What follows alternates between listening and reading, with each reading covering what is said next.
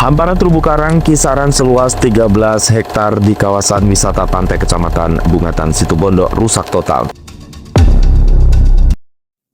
Terumbu karang sering disebut sebagai hutan hujan bawah laut. Kenapa? Karena sama seperti hutan di darat yang menjadi rumah bagi ribuan spesies. Terumbu karang adalah pusat kehidupan laut. Warna-warnanya bukan hanya indah, tapi melambangkan ekosistem yang sangat sehat dan produktif. Namun dalam 10 tahun terakhir dan terutama tahun 2023 hingga 2025, dunia mengalami fenomena pemutihan karang terparah sepanjang sejarah modern. Pemanasan global membuat suhu permukaan laut naik hingga level yang tidak pernah tercatat sebelumnya. Hari ini, keindahan yang dulu penuh warna itu berubah menjadi putih pucat, tanda bahwa karang sedang sekarat. Nah, video ini akan menjelaskan fenomenanya secara ilmiah, faktor penyebabnya, dampaknya ke manusia, dan bagaimana hukum laut memandang masalah ini. Fenomena yang sedang terjadi disebut coral bleaching atau pemutihan karang. Ini terjadi ketika suhu laut naik terlalu tinggi. Sejak tahun 2024 hingga 2025, dunia mengalami salah satu periode pemanasan laut paling ekstrim. Para ahli mencatat bahwa lebih dari 80% terumbu karang global terdampak pemutihan dalam setahun terakhir. Pemutihan ini bukan sekadar perubahan warna. Ketika karang memutih, itu artinya karang kehilangan alga simbion yang menjadi sumber energi utama mereka. Tanpa energi, karang menjadi lemah, rapuh, dan jika panas terus berlanjut, karang bisa mati. Fenomena ini terjadi hampir di seluruh dunia, bahkan Indonesia. Laut kita yang dulu penuh warna kini berubah menjadi putih pucat seperti gurun bawah laut.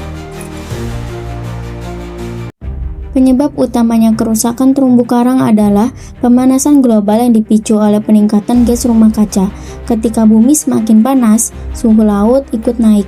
Karang sangat sensitif. Kenaikan 1-2 derajat saja selama beberapa minggu sudah cukup untuk membuat karang memutih. Selain pemanasan global, ada faktor lokal yang memperparah seperti polusi limbah rumah tangga dan industri yang mengalir ke laut. Sampah plastik yang merusak habitat, sedimentasi dari pembangunan pesisir yang menutupi karang, penangkapan ikan destruktif seperti bom atau racun yang masih terjadi di beberapa wilayah. Kombinasi panas ekstrim ditambah polusi ditambah kerusakan lokal membuat terumbu karang makin sulit pulih. Situasinya bukan hanya gawat tetapi darurat ekologis. Kerusakan ini tidak hanya berdampak pada laut, dampaknya langsung kena ke manusia. Yang pertama, hilangnya habitat bagi ribuan spesies. Terumbu karang hanya menutupi kurang lebih 1% dasar laut, tapi menjadi rumah bagi 25% spesies laut. Jika karang mati, banyak ikan ikut hilang dan rantai makanan terganggu. Yang kedua, gangguan sektor perikanan. Banyak nelayan kecil mengandalkan ikan yang hidup di karang. Ketika karang rusak, populasi ikan turun drastis. Hasil tangkapan berkurang, pemasukan berkurang, ekonomi lokal terpukul. Yang ketiga, hancurnya pariwisata pesisir. Banyak tempat wisata bergantung pada keindahan bawah laut.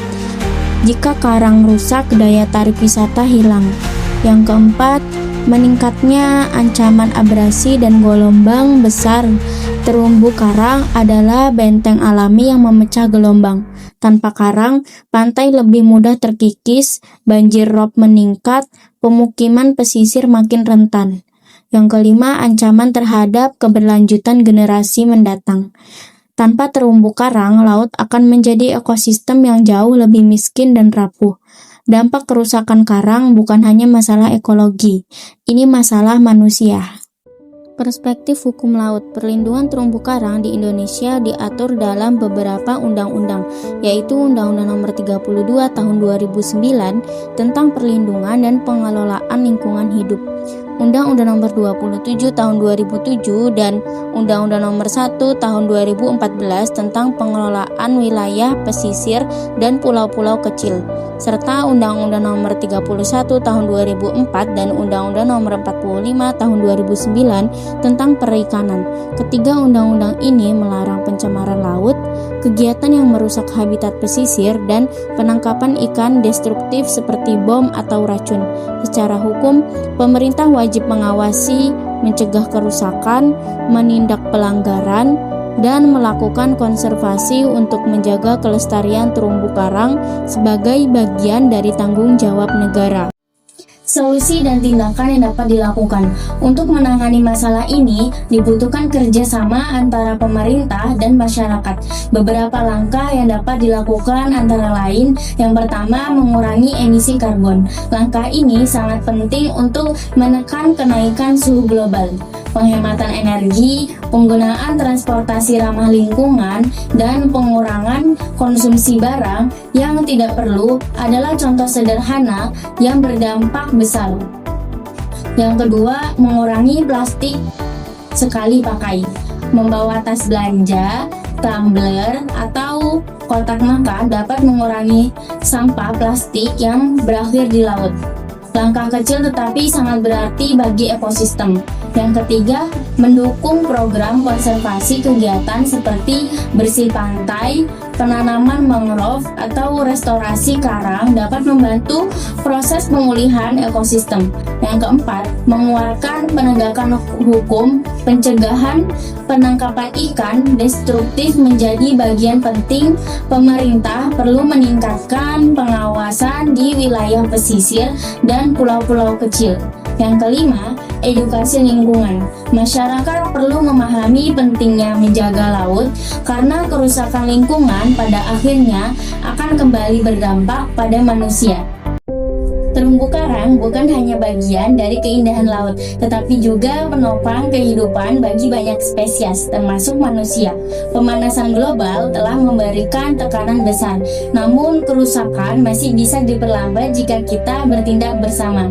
Menjaga laut berarti menjaga masa depan. Mari teman-teman bersama-sama menjaga kelestarian laut, karena menjaga laut berarti menjaga kehidupan kita sendiri.